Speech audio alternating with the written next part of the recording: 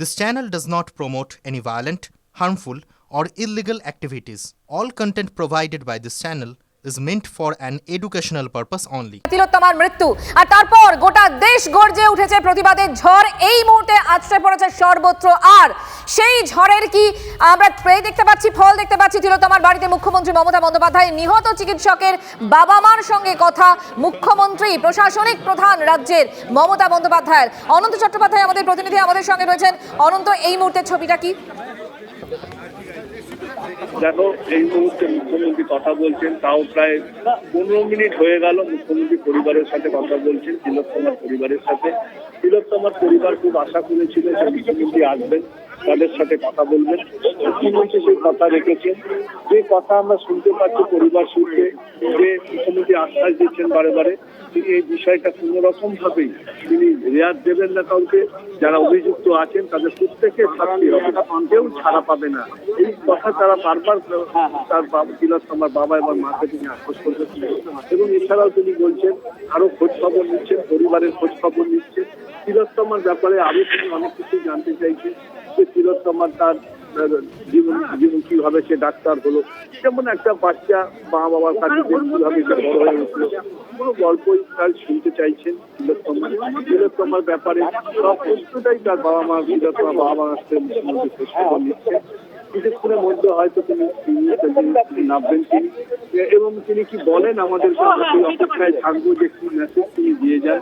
তিলোত্তমার বাবা মা তারাও আগ্রহে তারা মুখ্যমন্ত্রীর তার বক্তব্য শুনছেন। আমি মুখ্যমন্ত্রী যা কথা বলছেন, যে আশ্বাস দিচ্ছেন, তারা শুনছেন। গতকাল থেকে তারা আমাদেরকে বলছিল।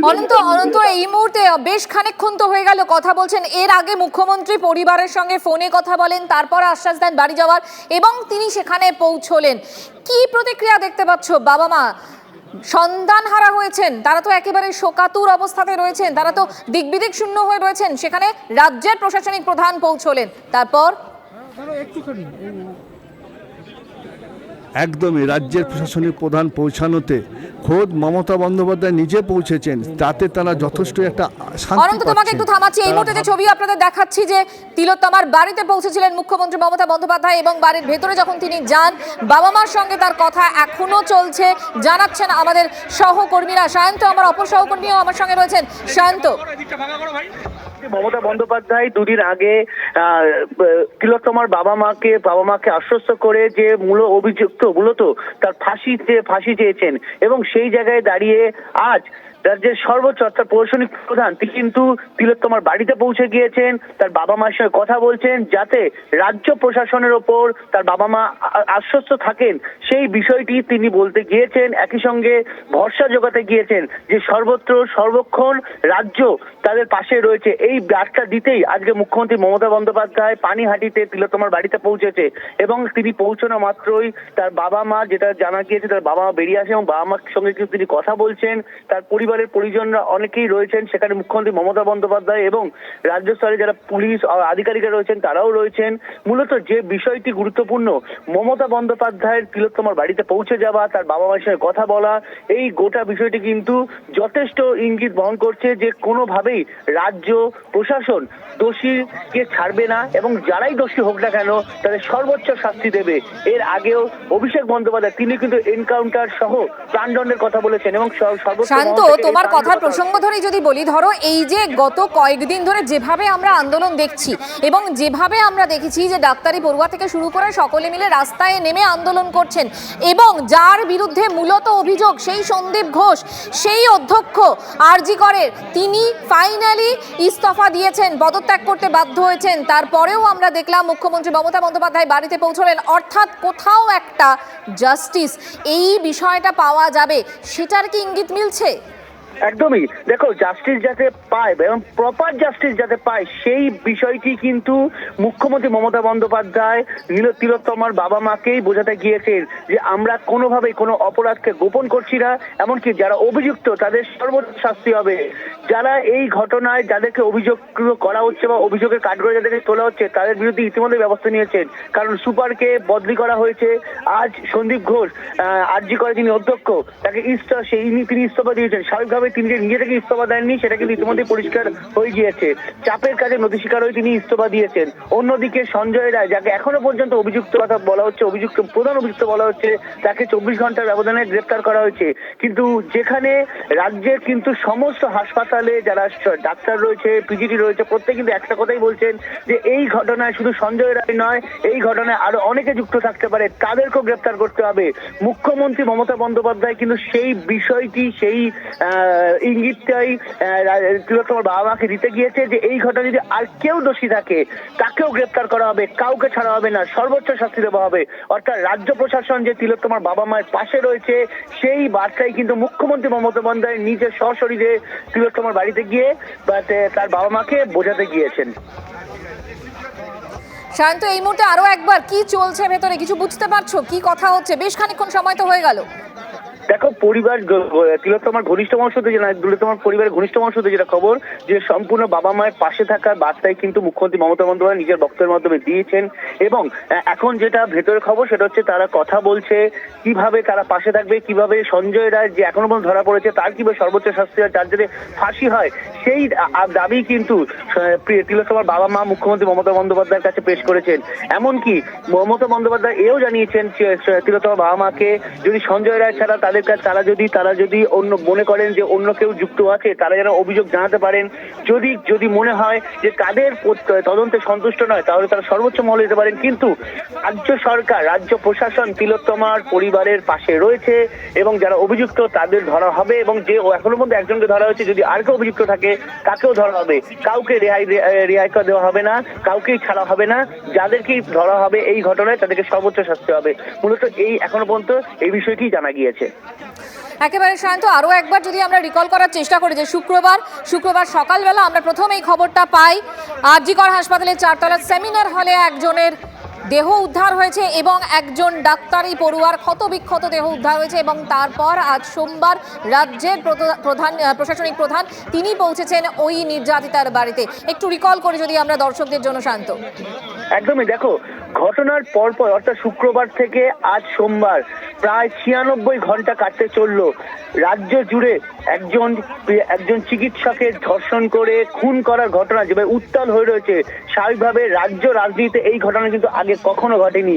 সেই জায়গায় দাঁড়িয়ে রাজ্য প্রশাসন কিন্তু প্রথম দিকে, অর্থাৎ রাজ্য প্রশাসন বললে ভুল হবে, কলকাতা পুলিশ কমিশনার তিনি কিন্তু প্রথম দিকে বিষয়টিকে আত্মহত্যা বা রাজ্যের প্রশাসনের যিনি আর.জি. করের যিনি সুপার অধ্যক্ষ রয়েছেন তিনি প্রথম দিকে এটিকে আত্মহত্যা বলে দাবি করলো। পরবর্তীকালে দেখা যায় এটা আত্মহত্যা নয়। আত্মহত্যার এই বক্তব্য ঘিরেই কিন্তু চাঞ্চল্য ছড়ায় এবং তীব্র বিতর্ক তৈরি হয়।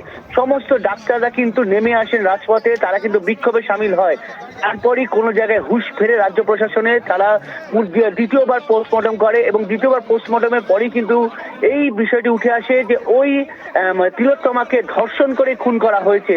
আর এই জায়গাতেই কিন্তু পরিস্থিতি সম্পূর্ণ পাল্টে যায়। মুখ্যমন্ত্রী মমতা বন্দ্যোপাধ্যায় নিজে আসরে নামেন এবং নিজে জানিয়ে দেন যে অভিযুক্ত হবে তাকে সর্বোচ্চ শাস্তি হিসাবে ফাঁসি দেওয়ার আবেদন করা হয়।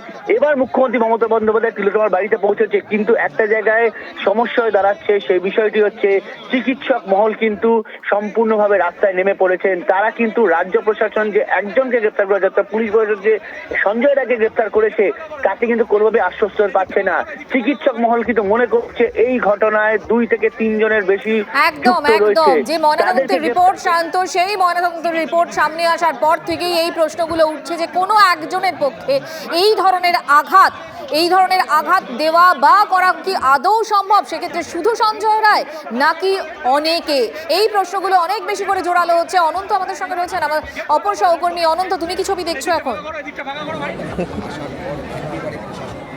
দেখো, অসংখ্য মানুষ ভিড় করেছে এবং এলাকার, বিশেষ করে নাটাগড়ের যারা বাসিন্দা, এলাকার বাসিন্দা, তারা সবাই ভিড় করেছেন।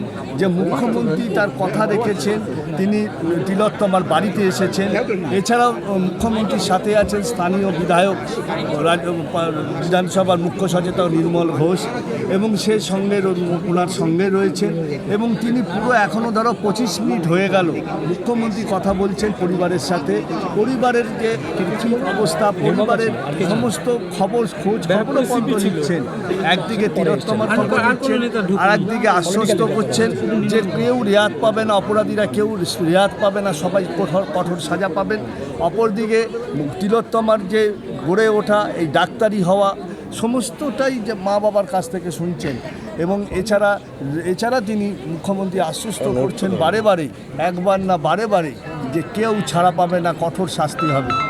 দেখো এই মুহূর্তে আমরা তাও দেখেছি যে প্রিন্সিপাল তিনি পদত্যাগ করেছেন, তারপরে এবং অনন্ত একটা কথা বলো তো, তুমি বলছিলে যে এলাকার মানুষজন তো ভিড় করেছেন, প্রচুর মানুষ এখানে রয়েছেন, মুখ্যমন্ত্রী মমতা বন্দ্যোপাধ্যায় সেখানে পৌঁছেছেন, পরিবারের সঙ্গে কথা বলছেন, এলাকার মানুষজন কি বলছেন, তাদের কি প্রতিক্রিয়া পাচ্ছ, কথা হলো কারোর সঙ্গে?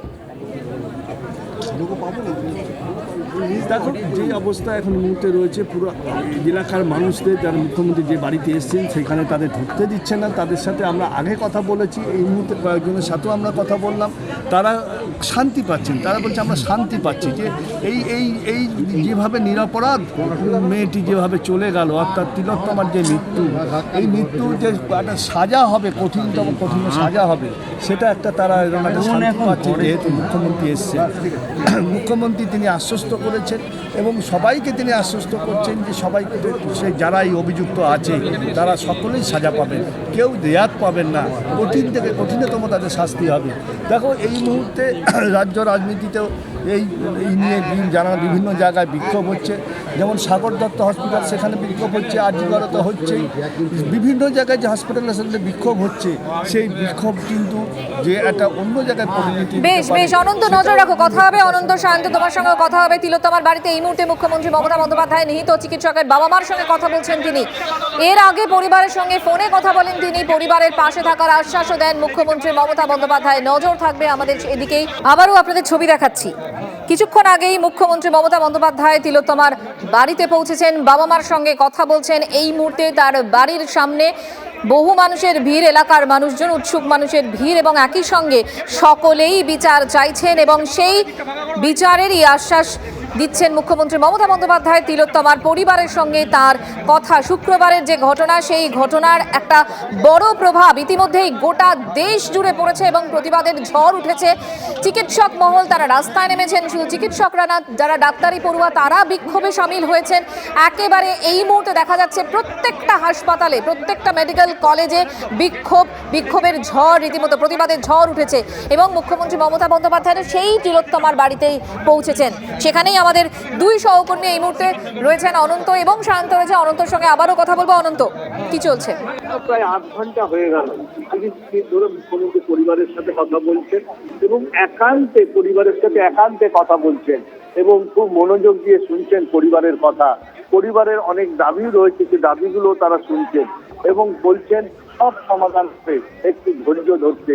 অর্থাৎ তিনি বলছেন একটু ধৈর্য ধরুন, অপরাধীরা কেউ ছাড়া পাবে না, সবাই কিন্তু গ্রেপ্তার হবে এবং কঠোরতম শাস্তি হবে। দেখুন মুখ্যমন্ত্রী আশা পেয়েছেন শুধু তার পরিবার নয়, এলাকার বাসিন্দারাও কিন্তু তারা শান্তি, তারা নিশ্চিত যে মুখ্যমন্ত্রী তিনি এই ব্যাপারটা নিয়ে নিজে দেখছেন, নিজে গুরুত্ব দিচ্ছেন, নিজে তিনি ঠিক গঠন করতে বলেছেন, নির্দেশ দিয়েছেন। এই যে মানুষের আরো আশ্বাস বেড়ে গেল মুখ্যমন্ত্রী রাজ্যের এই তিলোত্তমার বাড়িতে উপস্থিত নিয়ে, তিলোত্তমার বাড়িতে এতটা সময় কাটানোর জন্য, সমস্ত তিলোত্তমার বাড়িতে 30 মিনিটের ওপর হয়ে গেল তার পরিবার। অনন্ত, নজর রাখো, কথা হবে।